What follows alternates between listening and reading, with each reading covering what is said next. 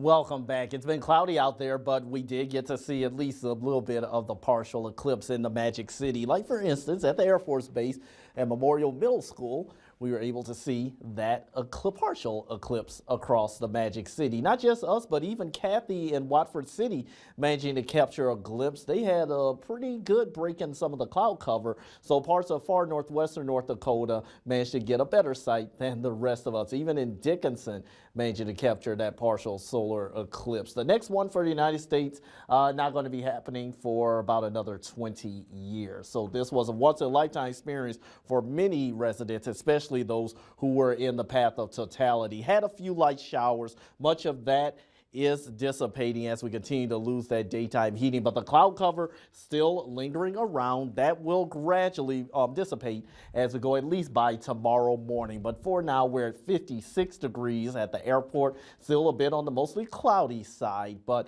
Botno 55 for Rugby as well, already down to 52 in Stanley, and our wind does remain light, mostly out of the west and the northwest, around 5 to 15 miles per hour. So not very much activity going on in the northern plains. There's the previous disturbance that brought us the showers. That's pushing to the east. However, it's getting a bit rocky down across the southern plains and into the Gulf Coast states. That's where the severe thunderstorm risk is going to be. Our next disturbance is going to be making its way from Canada, and that's going to bring us some wind and even a chance of showers by the middle of the week, but no thunderstorms expected this time. But the severe weather threat, severe thunderstorms, including tornado watches in effect from portions of central Louisiana into Texas, also just to the north of San Angelo, Texas, severe thunderstorm watch. So that's something we'll monitor, but here at home, just look forward to gradual decrease in clouds after midnight. So that means we're going to have a nice sunny morning, and in fact, temperatures will likely be above freezing for a change.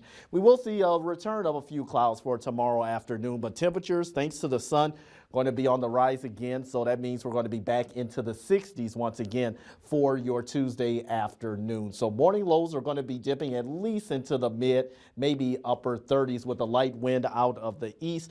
Afterwards, the west rather, but you'll notice by lunchtime we're already in the 50s, and 60s are going to follow right behind that. So it's going to be a rather gorgeous day, unlike what we had today. Not much wind tomorrow, but Wednesday is going to be where we have our strongest wind, northwest wind around 30, maybe 40 miles per hour, and some of that could linger into Thursday. So please keep that in mind. That it's going to be a bit blustery for your Wednesday all throughout the day. But a little bit of good news. Going to look forward to your weekend. Check that out. We're going to be in the 70s for the first time this season.